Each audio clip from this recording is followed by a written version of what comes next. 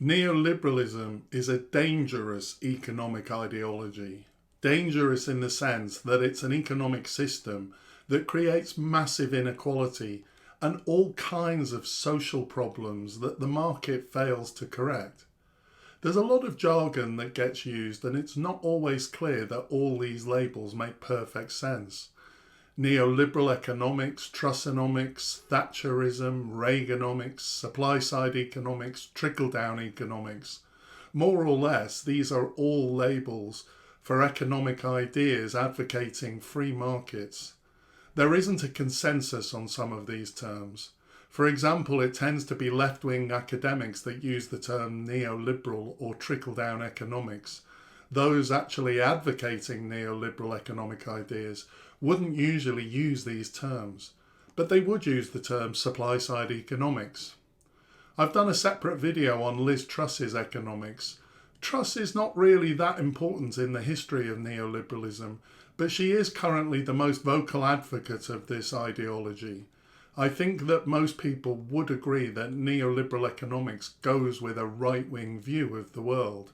As with some of the terminology, I think that people who espouse neoliberalism would say that they're not right-wing, but that's because they believe that their thinking is normal, and anything to the left of it is socialist, Marxist, and probably dangerous. I also think that neoliberalism is an ideology rather than an economic theory. It's true that within its scope there are economic propositions which can be analysed with theory and empirically tested. I did my economic studies in the mid-1980s during the height of Thatcherism, and a lot of the economic theory of that time related to a renewed interest in radical free market economics.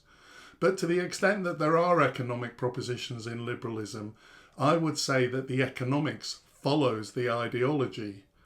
Neoliberalism is a paradigm, a way of thinking, a lens through which every political and economic issue can be viewed.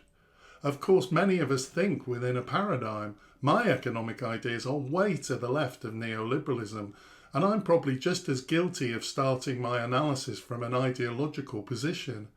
This is a problem when people try and debate issues when they're operating in completely different paradigms. I do believe in open debate, in tolerance and patience to opposing views. I think we're all better off if we listen to each other, but inevitably, the way I'm presenting neoliberalism is seen through my more left-wing, socially conscious lens. If you want to contrast what I'm saying with a presentation of free market economics from a neoliberal perspective, take a look at the blog and the publications section of the Institute of Economic Affairs. They have well-written, well-argued articles here. I fundamentally disagree with a lot of what they say, but I respect that they have very different views to me. Okay, let's take a look at neoliberalism in a bit more detail. One reason I think that this is an ideology is because it starts from a belief about human nature. Neoliberal economics starts from a perspective of individualism, that humans are in competition with each other, the importance of self-reliance, that there are winners and losers, that we're all consumers, and that workers are effectively commodities. A more socially oriented view of human nature would say that humans are social beings, that humans operate most effectively with cooperation and mutual respect, that equality is critical, and that inequality and poverty are neither acceptable nor inevitable. So what are the economics implied by the neoliberal view of human nature? Free markets, deregulation, privatisation, globalisation and free trade, and a minimum role for the state.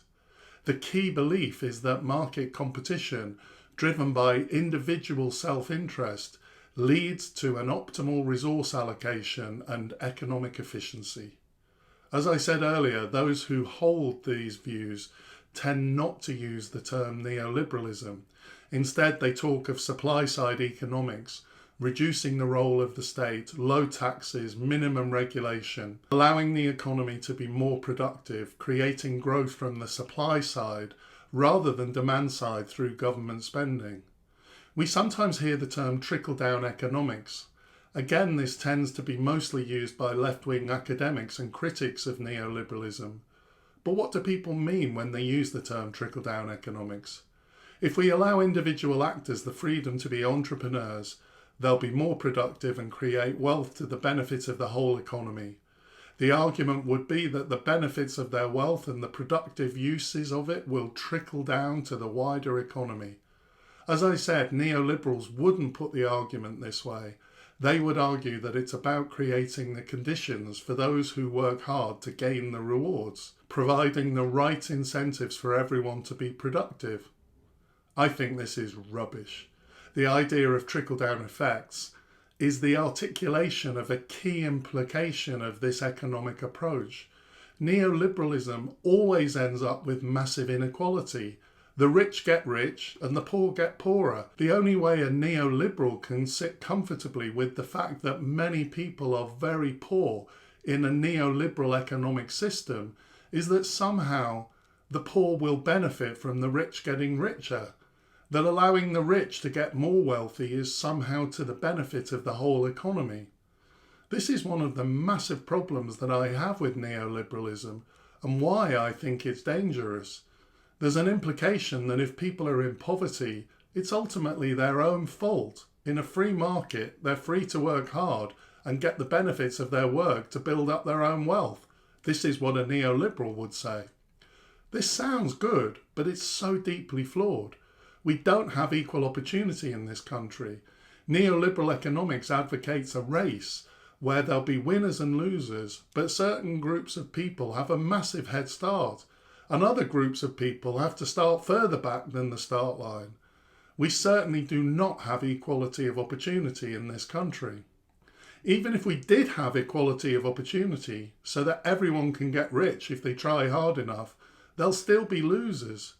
I care deeply about poverty and inequality. I think everyone deserves a minimum standard of living. And in fact, I believe that taking care of everyone actually creates the most productive economy. It's smart economics. For me, it's so important that everyone has motivation and hope. I recently read an excellent book about the problem of our sense of identity within the socio-economic conditions created by a neoliberal economic system. The book, What About Me, by Paul Verhaeghe, says that in a neoliberal society, the emphasis is placed on competition, achievement, and individualism, often at the expense of communal values and social cohesion.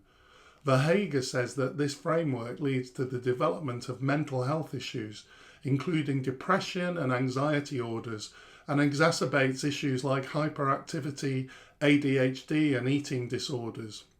So for me, this is all about ideology, and it comes down to the meaning of life. Do you believe in a selfish, individualistic view of the world, or a more societal, caring, loving, even spiritual view? This isn't about economic theory, it's about what's your starting point before you develop your economic theory.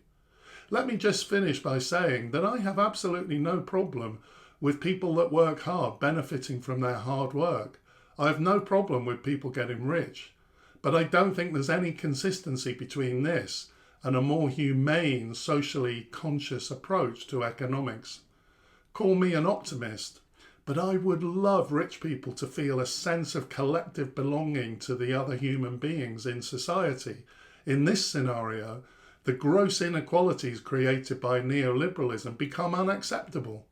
And with a strong vision and leadership from our government, we can create a much fairer and more equal society. So overall, it's a clear thumbs down from me for neoliberal economics. I hope you found this information useful. If you did, please consider liking or subscribing. I'd really appreciate that. Thanks for watching. See you next time.